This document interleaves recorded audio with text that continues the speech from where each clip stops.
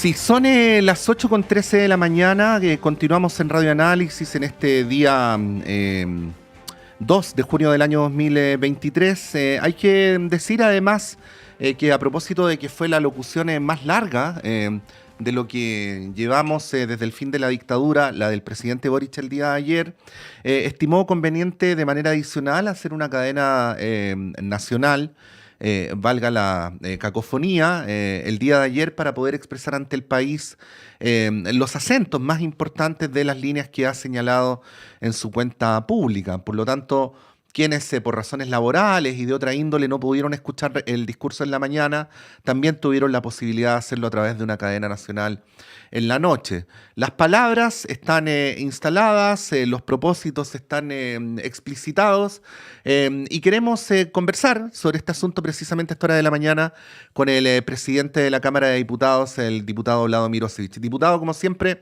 muchas gracias por su gentileza con esta radio y por poder conversar. Hola, muy buenos días. ¿Cómo estás? Muy bien, esperamos que usted también, diputado. Bueno, primeras palabras, ¿no? Ya habiendo transcurrido algunas horas, habiendo tenido también las reacciones entre medio, ¿cómo pondera la cuenta pública y su aterrizaje en el escenario político y legislativo nacional? Bueno, a mí me gustó en particular que se tratara de una cuenta que estuviese en tiempo presente, ¿no? Que no estuviese solo centrado en las promesas como del futuro, sino que también estuviese como un largo reporte. Fue extensa la cuenta pública, casi 3 horas y media, pero un largo reporte de lo que se ha hecho.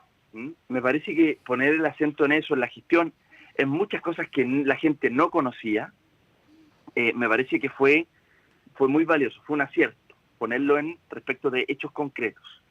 Sí. Lo segundo, me gustó el tono del presidente porque hizo un llamado a no caer en el pesimismo, como a sacudirse del pesimismo, de hecho fue la palabra que utilizó, y en paralelo hizo una convocatoria a la oposición a tener un diálogo, a ponerse de acuerdo en las cosas más importantes del país, ¿no?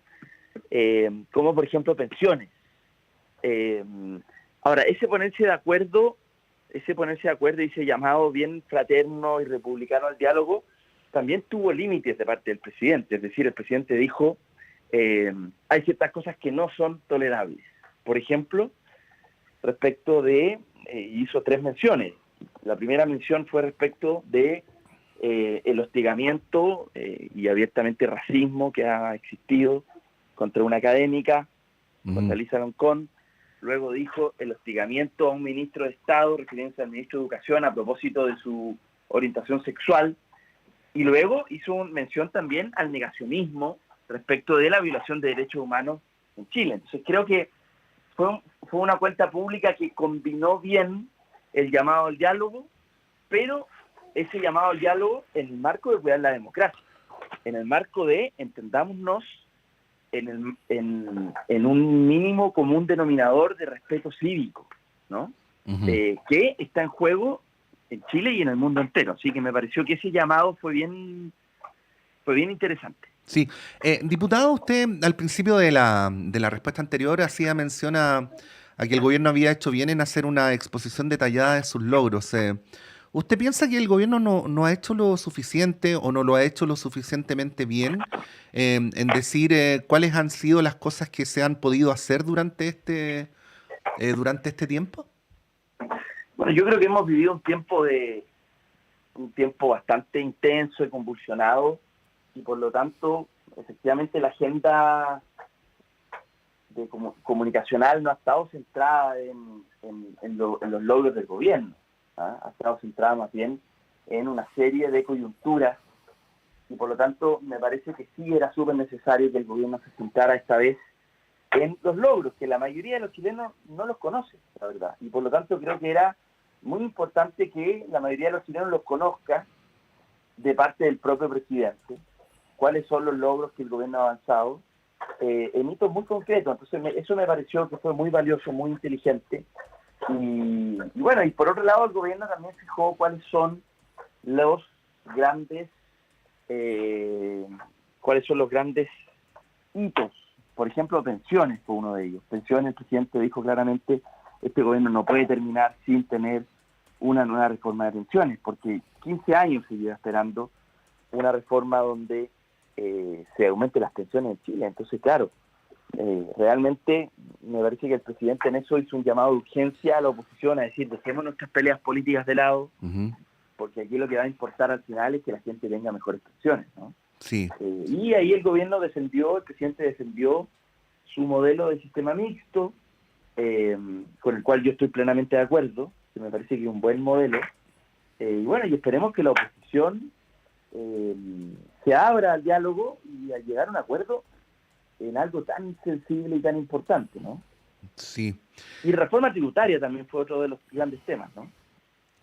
Así es, diputado. Bueno, vamos a volver a algunos temas de la agenda, pero me quería quedar a propósito de su mención sobre la profesora Loncón, el ministro Ávila, que usted cuando asumió la presidencia de la Cámara tuvo un discurso muy permanente en ese primer tiempo de tratar de restituir un mínimo clima de convivencia cívica, ¿no? De convivencia democrática. Bueno, no vamos a enumerar todo lo que ocurrió en la Cámara en este periodo legislativo, pero ha habido agresiones, una suerte de persecución a la diputada Schneider y varias otras cosas. Y esto de alguna manera el presidente en su mensaje de ayer lo empalmó con los 50 años, ¿no? La importancia de la democracia, de los derechos humanos, hablando del tiempo pasado y al mismo tiempo del tiempo presente y del futuro.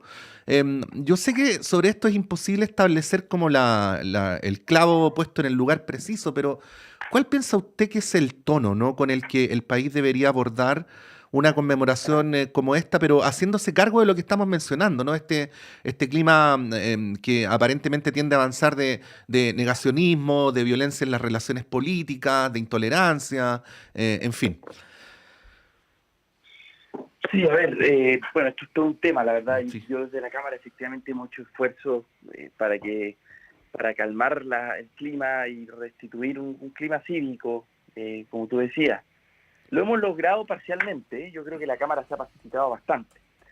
Y en ese sentido, creo que respecto a propósito de la conmemoración de los 50 años, donde el presidente fue muy aplaudido fue en esa parte del discurso, porque de hecho fue aplaudido de pie, en dos oportunidades a propósito de los 50 años. Y yo creo que ahí el tono tiene que ser de cuidar un mínimo, como dijo el presidente, aunque pensemos distinto, nunca podemos volver a cruzar ciertos límites. O sea, creo que entre aquellos que pensamos distintos tiene que haber un mínimo respeto cívico, y nunca puede terminar esto en las atrocidades que terminó durante la dictadura. Esas atrocidades hay que nombrarlas claramente, hay que volver a decir, diputado, en qué consistió la tortura específicamente, qué se hizo con los detenidos, cuáles fueron detalladamente las aberraciones, o eso sería volver al pasado. Se lo pregunto porque también se instala la idea de que las nuevas generaciones como que por alguna razón no saben muy bien qué fue lo que pasó. Hay una gran pregunta aquí, que es cómo se equilibra el pasado con el futuro, ¿no? Sí, por supuesto. No, yo no creo que sea volver al pasado a hacer eso. Por el contrario, creo que hay instituciones permanentes del Estado para mantener viva esa memoria. De hecho, el presidente ayer hizo mención a una cuestión que realmente fue vergonzosa, y es que cuando se rechazó en primera instancia, luego se repuso, pero en primera instancia se rechazó el presupuesto, en la ley de presupuesto, al Museo de la Memoria y los Derechos Humanos, o sea, o cuando se rechazó al Instituto de Derechos Humanos. En fin, creo que hay ciertas instituciones permanentes que están a cargo de la memoria y tienen que seguir estándolo. Por supuesto que esto va a ser un componente importante también de los 50 años, no, por supuesto que sí, pero el tono tiene que ser de un llamado a la convivencia cívica, a la convivencia democrática, a los derechos humanos, pensando en el futuro. Pero este otro componente, sin duda que tiene que estar también. O sea, son ambas cosas, ¿no? Sí. Estamos conversando a esta hora de la mañana con el presidente de la Cámara de Diputadas y Diputados, Vlado Mirosevic. Diputado, la permanente vinculación que hizo el presidente en su discurso del cumplimiento de ciertos anuncios a la reforma tributaria, ¿es un chantaje o es una constatación o una moción de realidad? No, a mí me parece que tiene todo sentido, o sea, es una constatación incluso matemática de la realidad, en el sentido de que no hay capacidad de financiar las grandes demandas si es que no hay una reforma tributaria. Eso es un hecho de la causa. ¿Y por qué la Creo que la oposición de reforma derecha tributaria es necesaria. se molestó tanto con esos señalamientos, piensa usted? Bueno, no lo sé. Mm. Y también me gustaría como afirmar que la reforma tributaria era eh, para la gran mayoría un hecho. Incluso cuando se estaba votando, antes de votar, era un hecho. La derecha iba probablemente a apostar a tener rechazar ciertos artículos, pero todos más o menos daban por hecho que la reforma tributaria iba a avanzar igual. El hecho de que se rechazara de plano fue, yo creo, una novedad. Por lo tanto, fue sorpresivo. Entonces, yo creo que la reforma tributaria es necesaria. No estoy de acuerdo con los que la daban por muerta y que ahora el presidente no tiene derecho a revivirla. Tiene todo el derecho a hacerlo. Tiene todo el derecho a hacerlo porque es una necesidad. Ahora, ¿se puede combinar esto con otros factores? Claro que sí. Se puede aprovechar de aquí a hacer, por ejemplo, algunos beneficios respecto de contratación, a propósito de que sea también una reforma pro empleo. Perfectamente. Ayer el presidente dijo 50.000 millones de pesos para subsidio de incentivo a la contratación para la contratación, para el empleo. Eso es perfectamente posible de combinar esos factores. Sí. Diputado, bueno, usted además es diputado por el norte que ha experimentado temas importantes con la seguridad pública, con la migración.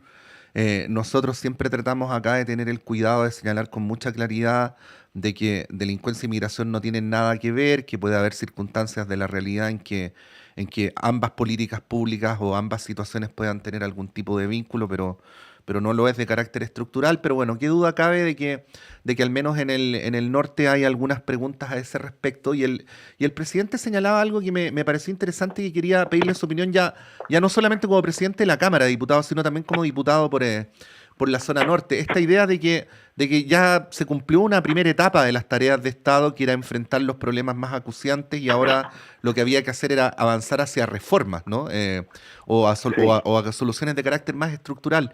sí. ¿Cómo vislumbra ese propósito y cómo lo podría aterrizar en el distrito al que usted representa?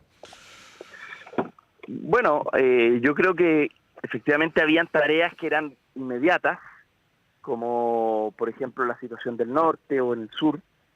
El presidente dio cuenta de indicadores que no es para conformarse, pero al menos da cuenta de una disminución, de una disminución, y por lo tanto desde ese punto de vista creo que el gobierno, más allá de cualquier consideración, de deseo, ¿no?, se ha abocado a las tareas que son urgentes y que no estaban previstas, pero que sin embargo son parte de la realidad, ¿no? Y entonces creo que el gobierno ha hecho eso y lo ha hecho bien.